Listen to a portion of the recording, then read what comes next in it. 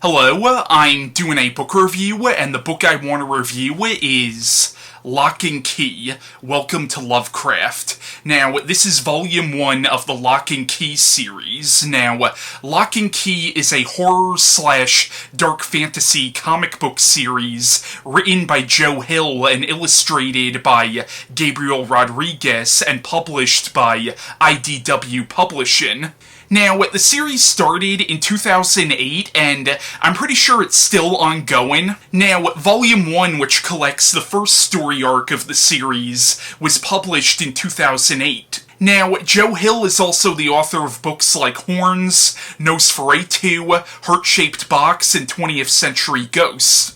And his real name is Joe King, and he is actually the son of author Stephen King. Now, when he was a kid, Joe Hill, or Joe King, played the character of Billy in Creepshow, which was written by his father. Now, the plot of Welcome to Lovecraft is it's about this family called the Lockes who have recently suffered a great tragedy when the father in the family, Rendell Locke, was murdered by this psychotic young man named Sam Lester. Now, Lester actually had Rendell as his guidance counselor, but the Locke children, along with their mother, move out to this small town in Massachusetts called Lovecraft, and they move into this manor called Keyhouse, where their father and uncle grew up. Now, the youngest child in the Locke family, Bode, discovers a magic key, which can open up a door where if you pass through this door, you will temporarily die and become a ghost, and when he tells people about this, of course they don't believe him, and they think this is just his way of dealing with the death of his father. But as a ghost, Bode discovers this demon or evil spirit in the form of a young woman at the bottom of a well, and it turns out that this demon was the one manipulating Sam Lester, and Lester ends up escaping from the juvenile detention center where he was being held at, and he goes after the Locke family, and that's all I really want to say about the plotline of Welcome to Lovecraft. Now, Locke and Key is a series I've heard a great deal about over the years, but for some reason I never really thought of actually giving the series a read, and I don't really know why, and then recently I was looking at a list of the best horror comics, and this was listed as one of them, and reading about it, I was like, why haven't I picked any of these comics up yet? So, I recently read this and the second volume of the series, Head Games, which I'm going to be saving that review for a later time, but I really dug this. I could totally see why this series is so revered. Now, I do think I'm gonna have to read the other volumes of the series before I can genuinely say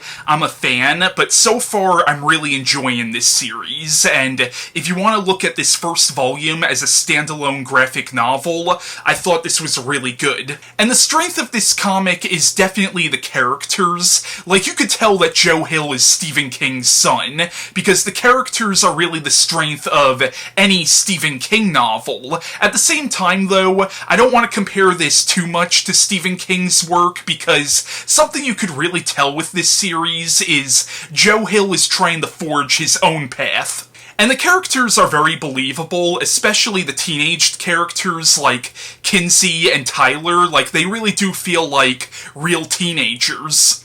And Bode is a very cute kid, and also very sympathetic, because you really do feel bad that a kid this young is dealing with the death of his father.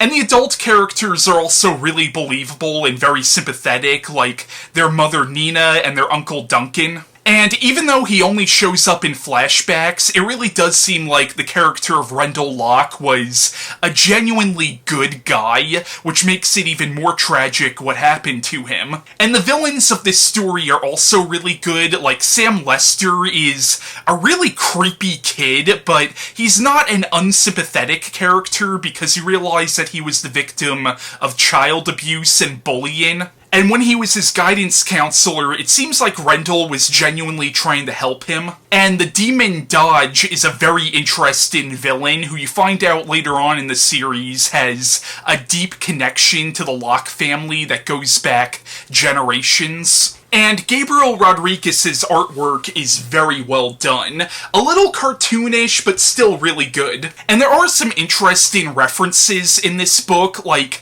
the name of the town Lovecraft is obviously a reference to author H.P. Lovecraft. Also, the school that Tyler Kinsey and Sam went to when they lived out in San Francisco was called William Gaines Academy. And that's a reference to William M. Gaines, who was the publisher of EC Comics. Now, there actually was a pilot shot for a Locke and Key television series in 2011, and it was going to air on Fox, but Fox chose not to buy it. Now, at one point there was going to be a trilogy of films based on these comics, but that never happened, and then Hulu was going to develop a series based on these comics, but they dropped out of that, but now it appears Netflix is developing a Locke and Key series. But yeah, that was my review on Locke and Key, Volume 1, Welcome to Lovecraft by Joe Hill, and bye.